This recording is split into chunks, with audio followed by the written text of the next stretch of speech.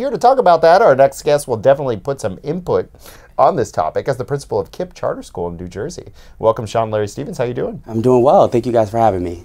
So what are your thoughts on the use of facial recognition at schools to prevent school shootings? Oh, man, I think that it is an invasion of privacy. I think that we have no evidence that that's actually going to deter any unsafe things from happening. And I think it actually increases the likelihood that things are going to happen in unsafe in schools. I would like to take the approach of being proactive and just creating a school environment that is safe, that promotes safety. And this sort of law or thing in schools makes me think about metal detectors and just the idea that we're policing people even before they come into our schools, which ultimately just leads to even more lack of culture in the schools and lack of positivity. Going through a metal detector. I mean, just the airport, you're creeped out by TSA, and most studies shows that doesn't work at all. Absolutely, absolutely. So I think that, unfortunately, we do live in a society that we need to be thinking about school safety, but there are so many other measures to take. Yeah, so tell us a little bit about, your charter school and how you balance security versus privacy versus community versus parents versus school choice. Yeah. Working in a charter school is sort of a political statement as well. So there's a lot of questions there, so let me let you unpack that. Yeah, so I'm the principal of Newark Collegiate Academy. We are a Kipp Newark school, Kipp, New Jersey. And I think the first approach I take is just building a sense of community amongst my families, amongst my teachers, amongst the community in general, having partnerships with local politicians, with local places, stores, and so we are really, we're change agents in the sense that we go out and we advocate for our students, but we're also a part of the community and not exclusive from the community. So that's our first approach. The second approach in terms of security, we build a proactive culture that is built on positivity, that's built on building relationships, and that's where we start, and try to create a safe environment for our students through the language that we use, through the events that we throw. And so we are more of just it's a team and family. We say team and family because we truly mean it, and not just with our staff, but with our entire community. In terms of it being a political statement, it definitely is. There's a lot of talk between charter and traditional public schools and data and who's doing well and who's doing not. And unfortunately, it does become sort of a comparison when really we're all in the business of educating students, and who doesn't want to send their students to a school that has a high quality education, and it really is about choice. Unfortunately, we live in a world where demographics do determine your destiny, and where you're born, the zip code that you're born in, does dictate your trajectory in life. And so the purpose of all schooling should be, how do we create equitable, amazing, just schools for all children? And we don't have to have this debate of who's doing what and who's doing it better. But what happens if you're focusing on certain charter schools and making sure that you have the teachers there who are involved?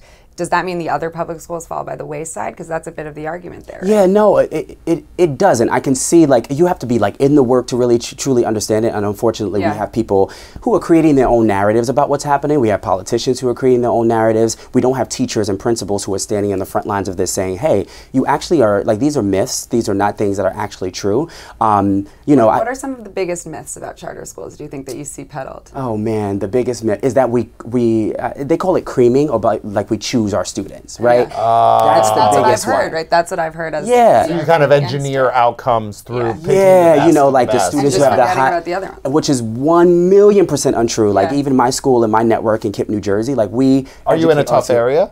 We are in a marginalized area. We're in a difficult place. So this whole idea that you're getting the cream of the crop to begin with untrue. Is patently false. Is untrue. Okay. Definitely untrue. We accept all students. We have a high population of students with special needs, about 26% of our students. Which I've heard that too, that they filter out all the special needs.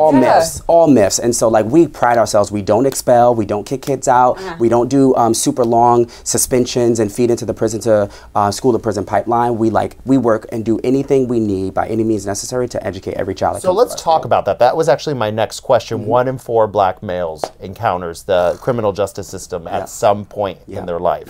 And most people point to lack of educational opportunity, the school to prison pipeline. What role do charter schools play in changing that dire statistic? Yeah, the role that we play is really to wake up every day and do the most difficult work possible, which is educate kids, turn every moment into a learning moment for our students, guide them in the right directions, instill values of positivity, love, respect, inclusion, diversity, and acceptance into them so that they go off into the world and be positive contributors to our society. And as an educator, that's hard. We're working, from 7 a.m. to 7 p.m. Well, you can't solve the world's problems. No. Educators, you guys absorb all of our societal dysfunction. Yes. You can't fix the local economy. You can't fix broken families. Yeah. Absolutely. You can't fix the lack of base that these kids have even before they come to you. Yeah. Nutrition, lifestyle, etc. And then we point to you guys and say, fix it. you need to fix this. Yeah, and I think, you know what, it's not, it's a big moral and ethical responsibility that we do have, and we can't control for all those external circumstances. But what we do have control of when my students walk into my school at 7:37 every morning and they're shaking every hand, and I have 800 kids, 114 staff members, we are smiling, we are hugging, we are complimenting, we are high-fiving, we are asking about their families, we're letting families come in and sit in classrooms. And so it is an open door policy and an open door community where, these are our children, and like we have an obligation to educate them and do all that we can from 7:25 until 4:30 when they leave and beyond those hours. And you're there a lot longer, right? I'm there a lot longer. When a charter school comes into a neighborhood, how does it change the fabric of that community? Do you see a change? Yeah, sometimes positive.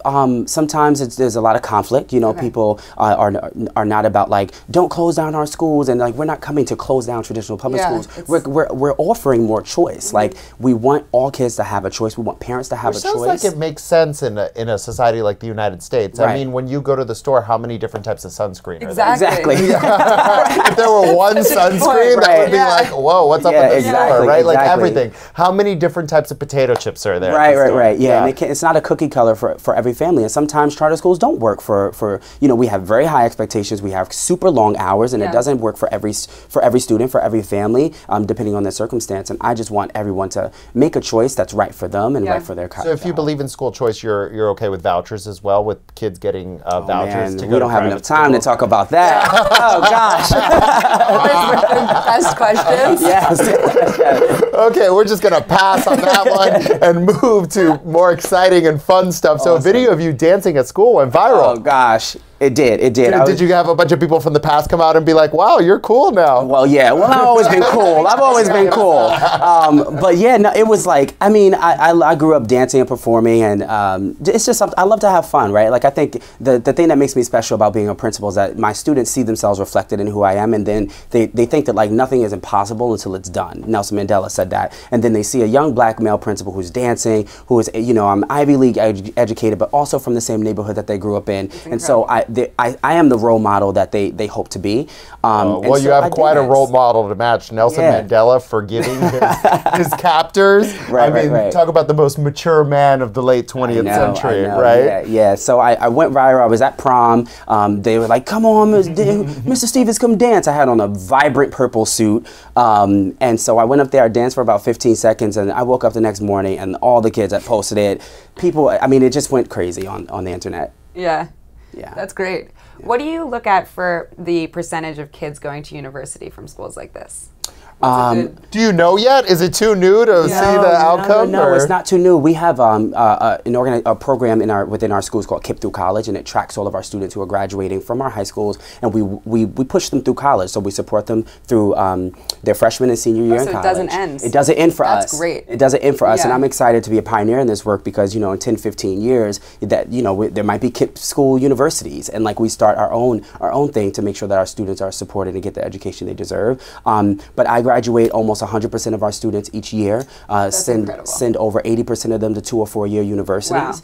Wow. And we emphasize that college is like our North Star, but we recognize that there are some students who need alternative pathways, but ultimately end up, you might start off in the workforce and then go to a community college and then go to college, but we know there's a strong correlation between financial stability and a successful life, in quotes, and college education. So tell us about Walk in Your Excellence. Yes, Walk in Your Excellence. He's wearing the merch. Walk in Your Excellence is a show a podcast show that actually started out of tragedy. My little brother was murdered not too long ago. Where did this happen? In Jersey City, New Jersey. So you're local. You're from the area. I'm from here. These are my roots. And he always wanted us to go into business together. He was the funny one. I was the serious one. We were always polar opposites, but so similar. And he's like, we need to start a YouTube series or do something in media because it's taking off. And of course, my excuse was always, I have to work. And so when I lost him, it was this time to like vicariously live out this dream together. And so I started the podcast where I showcase people who are doing amazing things in the world, whether that's in hospitality or media or education education or fashion or entrepreneurship, and just spread positive lights into the world, especially for African American men, because there's such a deficit-based narrative to who we are. And at the end of every show, I say, define who you are, follow your passion, speak your truth, be unapologetically you, and always remember to walk in your excellence. So it spreads hope, love, and positivity into the world. Do you feel like things are getting better? Or in our country?